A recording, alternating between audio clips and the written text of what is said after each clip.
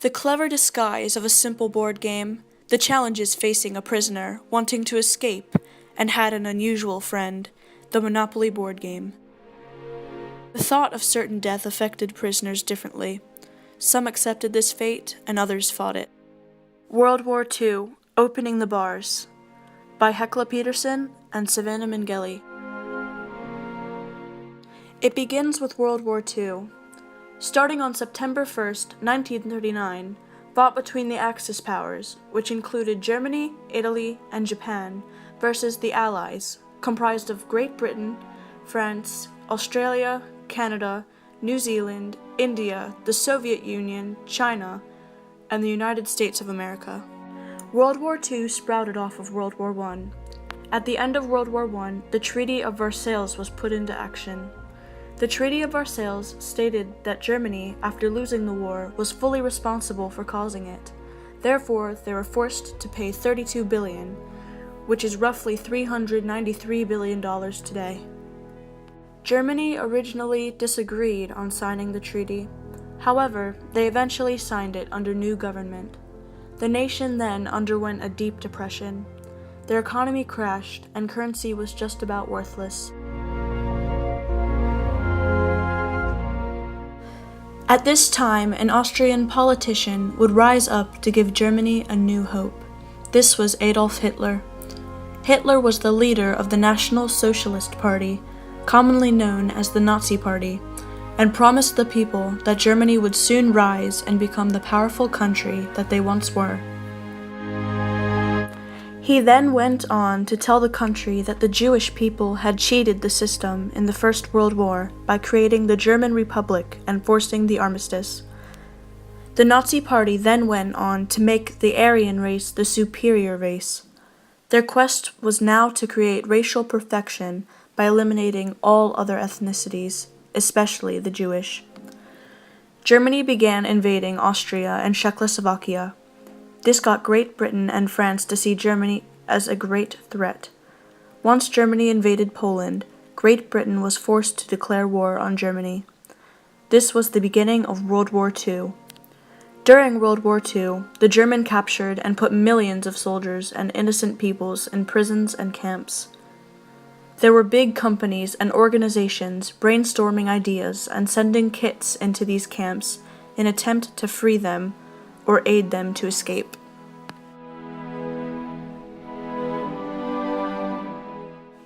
Monopoly. It's a game that everyone knows and loves, created by Charles Darrow in 1935. Little did he know that the get-out-of-jail-free card would be used in a more literal term. During World War II, prisoners were allowed to small card games and pastimes in care packages. Guards allowed this because it would give prisoners much more time to play and less time thinking of escape or rebellions and such. But what they didn't know is that the games did all of the thinking. First, what had been thought of was having maps made of silk. People outside of the prisons had been thinking of ways to silently get the prisoners out without noise. Silk would do the trick, as paper maps would crinkle, and you would have to fold them many times in order to hide them. Silk was silent and could easily fit in the pocket. The only available silk printing company at the time was John Waddington Limited. The company was happy to contribute to the war effort, and by coincidence, John Waddington also happened to have the UK license of the great board game Monopoly. Needing a way to hide these maps, Monopoly was the perfect cover, being able to put Monopoly games in the Red Cross care packages. Waddington had some employees swear to secrecy and work in an underground workshop, making the new Monopoly boards for the care packages. The Monopoly game included a silk map, which was tucked inside the board itself, a playing token containing a small metal compass, files inside of the board, and German, Italian, and French currency hidden within the Monopoly money. The only way to tell these prisoner of war Monopoly boards from any regular board was a small red dot located in the corner under the free parking space. The advantage of using the Red Cross care packages is that they now knew exactly where the packages were going. This enabled them to make maps specific to the area. These maps pinpointed safe zones and escape routes. Of the estimated 35,000 soldiers who escaped, approximately one-third of them were aided by rigged Monopoly sets. These soldiers, who successfully escaped with the aid of the Monopoly boards, were sworn to tight secrecy. In fact, they did such a great job hiding this that the secret was only found very recently, in 2007. This was only to honor the surviving craftsmen from Waddington's secret escape Monopoly workshop and the firm itself.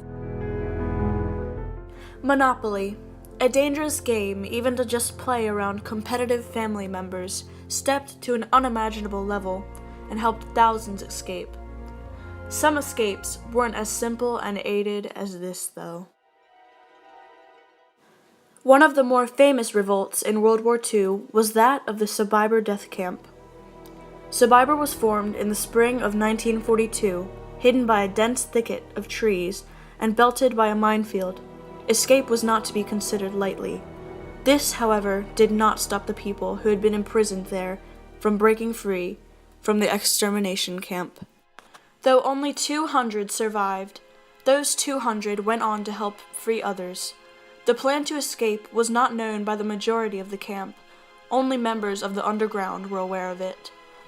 The prisoners killed 11 SS guards after luring them into the workshop.